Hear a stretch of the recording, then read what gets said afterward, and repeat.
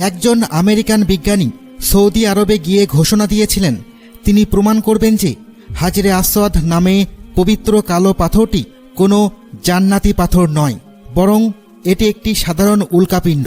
কিন্তু গবেষণা শুরু করার পর এমন এক অলৌকিক অভিজ্ঞতার সম্মুখীন হন যা তার বিশ্বাসকেই বদলে দেয়। কিন্তু কি এমন ঘটেছিল তার সাথে? কেন এই হাজরে আসওয়াদ পাথর পানিতে ডুবে না? এই পাথরের একটি টুকরোই বা কিভাবে ইংল্যান্ডে পৌঁছে গেল? এই সমস্ত চমকপ্রদ প্রশ্নের উত্তর পেতে হলে আমাদের আগে জানতে হবে হাজরে আসওয়াদ পাথর পৃথিবীতে কিভাবে এসেছিল।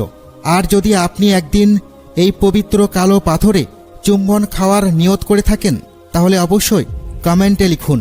তাহলে চলুন শুরু করা যাক। আসসালামু আলাইকুম প্রিয় বন্ধুরা। আরবি ভাষায় এই পবিত্র বস্তুটিকে বলা হয় হাজরে আসওয়াদ, যাকে পবিত্র কালো পাথরও বলা হয়।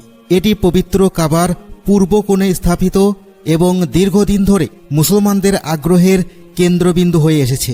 যদিও ইসলামে এর উপস্থিতি গভীরভাবে আধ্যাত্মিক ও প্রতীকী, এর প্রকৃত উৎস নিয়ে রহস্যটি বিভিন্ন মানুষদের কৌতূহল জাগিয়ে তোলে। হাজরে আসওয়াদের দীর্ঘ ও গভীর ইতিহাস রয়েছে, যা এটিকে ইসলামের সবচেয়ে গুরুত্বপূর্ণ পাথরের মধ্যে একটি করে তোলে। হজরত ইব্রাহিম আলাইহিসসালামের সময় থেকে নবী মুহাম্মদ সাল্লাল্লাহু আলাইহি ওয়াসাল্লাম পর্যন্ত এই পাথর পবিত্র কাবার একটি অংশ হিসেবে থেকে গেছে এবং এতে গভীর আধ্যাত্মিক গুরুত্ব নিহিত রয়েছে। হাজরে আসওয়াদ কিভাবে পৃথিবীতে এসেছে তা নিয়ে বিভিন্ন ঘটনা আছে। একটি বর্ণনা বলে যে যখন হজরত আদম আলাইহিসসালামকে জান্নাত থেকে পৃথিবীতে পাঠানো হয়েছিল তখন এই পাথরটিও জান্নাত থেকে নেমে এসেছে। এটি তাকে সেই সঠিক জায়গায় নির্দেশ দেওয়ার জন্যই ছিল যেখানে তিনি আল্লাহর প্রথম উপাসনালয় নির্মাণ করবেন। তবে সবচেয়ে প্রচলিত এবং গ্রহণযোগ্য ঘটনাটি হল হজরত ইব্রাহিম আলাইহিসসালাম এবং তাঁর পুত্র হজরত ইসমাইল আলাইহিসসালামের সাথে সম্পর্কিত। এই ঘটনা অনুযায়ী আল্লাহর আদেশে তারা কাবা নির্মাণের শেষ পর্যায়ে পৌঁছালে হজরত ইব্রাহিম আলাইহিসসালাম দেখলেন দেওয়ালের এক অংশে একটি ফাঁকা স্থান আছে। তিনি তার পুত্র ইসমাইল আলাইহিসসালামকে আদেশ দিলেন যেন সেই ফাঁকা স্থানের জন্য উপযুক্ত পাথর খুঁজে আনেন। হজরত ইসমাইল আলাইহিসসালাম সর্বত্র খুঁজেও সঠিক পাথর পাননি। যখন সে পিতার কাছে ফিরল তখন দেখল দেওয়ালে একটি সুন্দর ও দীপ্তিময় পাথর আগে থেকেই স্থাপন করা হয়েছে। সে তার পিতাকে জিজ্ঞাসা করল পাথরটি কোথা থেকে এসেছে। হজরত ইব্রাহিম আলাইহিসসালাম বললেন যে ফেরেশতা জিব্রাইল আলাইহিসসালাম এটি জান্নাত থেকে এনেছিলেন। হজরত মুহাম্মদ সাল্লাল্লাহু আলাইহি ওয়াসাল্লাম থেকে একটি অথেন্টিক হাদিস আছে যা হাজরে আসওয়াদ সম্পর্কে আরও তথ্য দেয়। তিনি বলেন যখন পাথরটি প্রথম জান্নাত থেকে নামল তখন তা দুধের চেয়ে বেশি সাদা এবং উজ্জ্বল ছিল, কিন্তু সময়ের সাথে সাথে এটি কালো হয়ে গেছে, কারণ যারা আল্লাহর কাছে ক্ষমা চাইতে এটিকে স্পর্শ করেছে তাদের পাপের কারণে ধীরে ধীরে এই সাদা পাথরটি কালো পাথরে রূপান্তরিত হয়েছে। আধুনিক যুগে হাজরে আসওয়াদের রহস্য এবং সৌন্দর্য এখনও মানুষের মনোযোগ আকর্ষণ করে। 2021 সালে সৌদি আরব সরকার উন্নত ফটোগ্রাফির কৌশল ব্যবহার করে উচ্চ রেজলিউশনের ছবি প্রকাশ করে।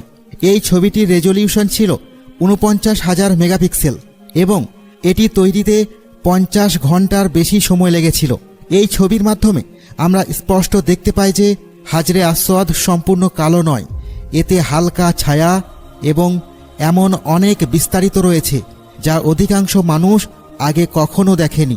কাবায় স্থাপিত মূল হাজরে আসওয়াদ ছাড়াও এর কিছু ছোট ছোট অংশবিশেষ বিশ্বের বিভিন্ন স্থানে রয়েছে বলে ধারণা করা হয়। তেমনই একটি অংশ তুরস্কের ইস্তানবুলে অবস্থিত সুলতান আহমেদ মসজিদে সংরক্ষিত আছে। আরেকটি খণ্ড ইংল্যান্ডের একটি জাদুঘরে রাখা হয়েছে এমনটা অনেকেই ধারণা করে। কিন্তু কিভাবে এই পবিত্র পাথরের একটি টুকরো ইংল্যান্ডে চলে গেল? ধর্মীয় ও ঐতিহাসিক গুরুত্বের কারণে হাজরে আসওয়াদ সর্বদা মানুষের এবং বিশেষ করে ভূতত্ত্বের গবেষকদের মনোযোগ আকর্ষণ করেছে। অনেকেই এই বিশেষ পাথরটি কিভাবে গঠিত এবং এটি কি থেকে তৈরি তা বুঝতে চেয়েছেন। এই কারণেই বৈজ্ঞানিক অধ্যয়নের জন্য হাজরে আসওয়াদের একটি টুকরো অবশেষে ইংল্যান্ডে পৌঁছায়, যেখানে এটি আরও কাছ থেকে পরীক্ষা করা যায়। অনেক বছর গবেষণার পর বিজ্ঞানীরা কালো পাথরের উৎস সম্পর্কে বিভিন্ন ধারণা উপস্থাপন করেছেন। একটি জনপ্রিয় তত্ত্ব ছিল যে পাথরটি একটি উল্কাপিণ্ড থেকে এসেছে।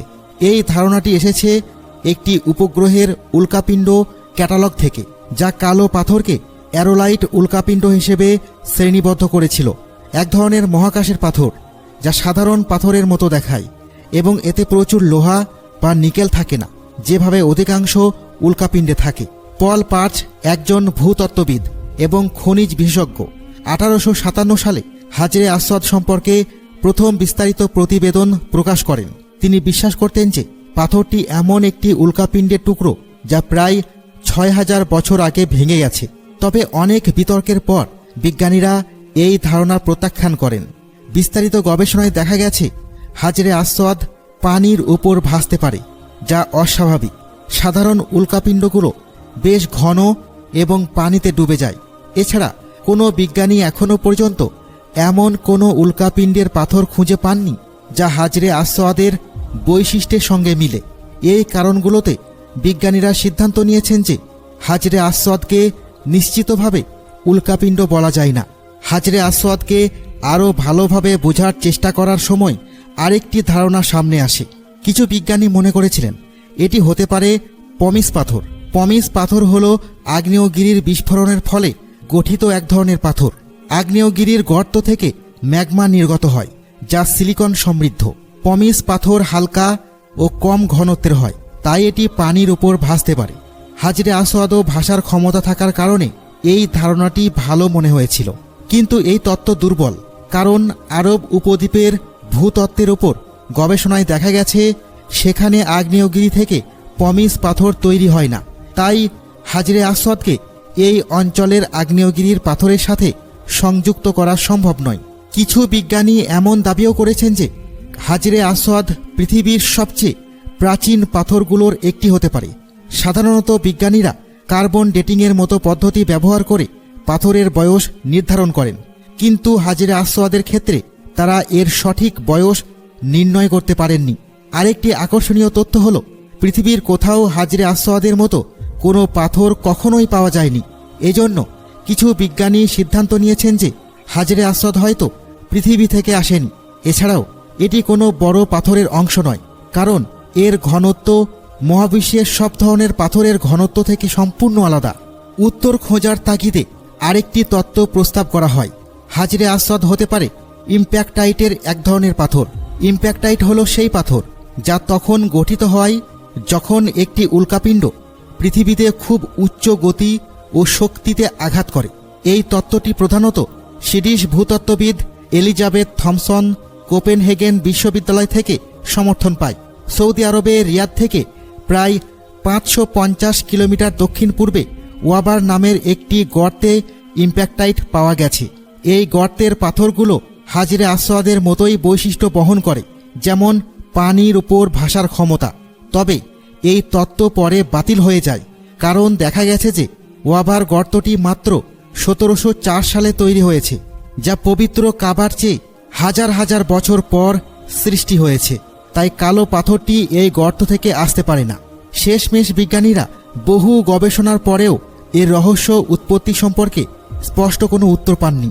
অবশেষে এটা জানা জরুরি যে হাজরে আসওয়াদ ইসলাম ধর্মে অত্যন্ত পবিত্র হলেও মুসলিমরা এটি পূজা করে না, তারা কেবল এক আল্লাহর ইবাদত করেন।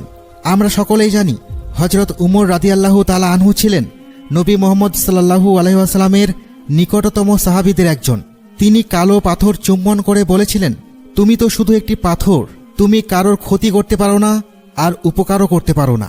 যদি আল্লাহ রাসূল সাল্লাল্লাহু আলাইহি ওয়াসাল্লাম তোমাকে চুম্বন না করত, তবে আমি তোমাকে কখনোই চুম্বন করতাম না।